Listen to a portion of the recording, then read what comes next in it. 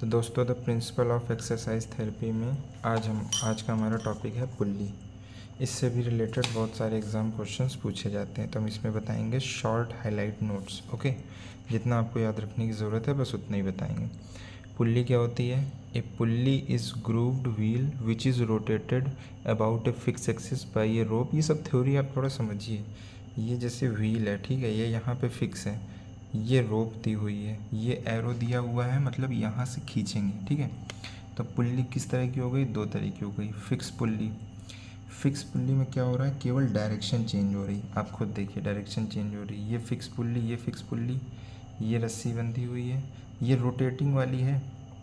तो जब यहाँ से रस्सी खींच रहे हैं तो ये ऊपर उठेगा, तो कहीं ना कहीं सिर्फ और सिर्फ डायरेक्शन चेंज हो रही, इसको बोलते हैं फिक्स पुल्ली।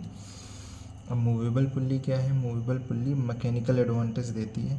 अब इसको समझिए। अब जैसे ये फिक्स पुल्ली हो गई, ठीक है, ये हवा में है पुल्ली, ये कहीं फिक्स नहीं है। एक रस्सी जो है ये होते हुए आई, इस पे रोटेट करते हुए यहाँ पे फिक्स हो गई। तो जब हम इसको खींचेंगे तो क्या होगा, आप खुद बताइए। ये ऊपर उठेगा कहीं ना कहीं, है ना। तो इसमें सिर्फ डायरेक्शन ही नहीं, इसमें पूरा मैकेनिकल पूरा मतलब चेंज हो रहा है। यहाँ पे पुल्ली ही पूरी चेंज हो रही है, इसलिए इसका नाम है मूवेबल पुल्ली। एग्ज़ाम में क्वेश्चन पूछा जाता है कॉम्बिनेशन ऑफ फिक्स और मूवेबल पुल्ली, इनका कॉम्बिनेशन कहाँ यूज़ करते हैं? तो इनका कॉम्बिनेशन यूज़ करते हैं फिजियोथेरेपी में, लिम्ब सस्पेंशन में, लिम्ब सस्पेंशन में, ठीक है। तो लिम्ब सस्पेंशन क्या है? लिम्ब सस्पेंशन एक ऐसी टेक्निक है जिसमें शरीर के अंगों को रस्सी पट्टियों की मदद से हवा में लटकाया जाता है, ठीक है। आपको इस पेज का स्क्रीनशॉट लेना है, आप ले सकते हैं, ठीक है। अब आगे बढ़ते हैं।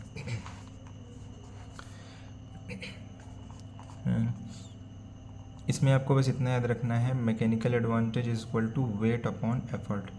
तो इससे कभी कभी क्वेश्चन आ सकता है कि अगर वेट इतना है, एफर्ट इतना है, तो मैकेनिकल एडवांटेज कितना होगा। ये बहुत इजी सवाल हुआ, ठीक है। अब हम आते हैं अपने इम्पॉर्टेंट टॉपिक पेंडुलम पे, ठीक है। पेंडुलम क्या होता है? टी इज इक्वल टू 2 पाई, फिर ये निशान, फिर एल अपॉन जी। पेंडुलम ऐसे होता है ना, एक फिक्स स्थान पे बंधा है, ये रस्सी, ये वेट है, ऐसे ऐसे ऐसे ऐसे घूमता है। अब पेंडुलर मूवमेंट कहाँ यूज़ होता है? For relaxation for weak patient, बस इतना। अब आपको ये एग्ज़ाम में पूछने लायक जो है ये हमने अलग से लिख दिया है। तो क्या लिखा है? सस्पेंशन क्या होता है? सस्पेंशन के बारे में कभी पूछता है कि ये क्या होता है?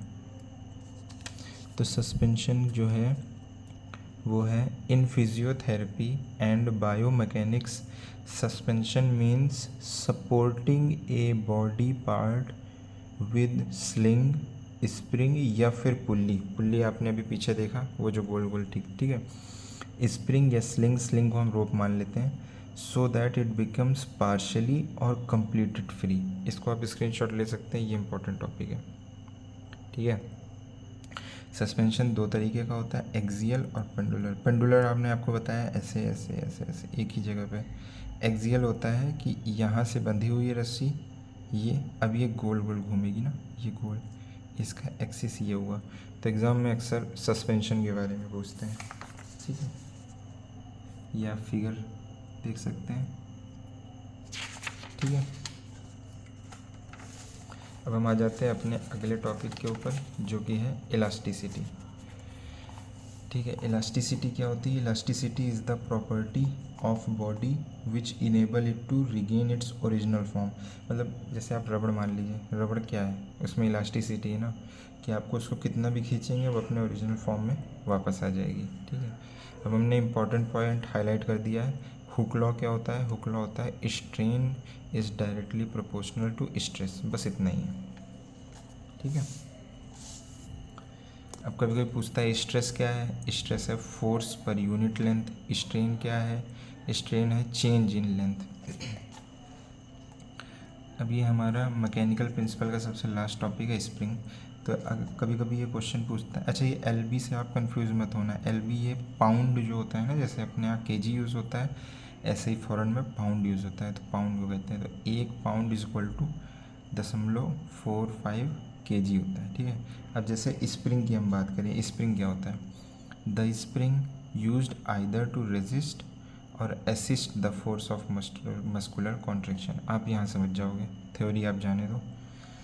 अब जैसे ये स्प्रिंग है, ठीक है, सपोज़ कि ये जो है ये 40 पाउंड का वेट सह सकती है, तो हमने 40 पाउंड के 2 लगा दिए, तो अब ये टोटल 80 पाउंड का वेट सह लेगी।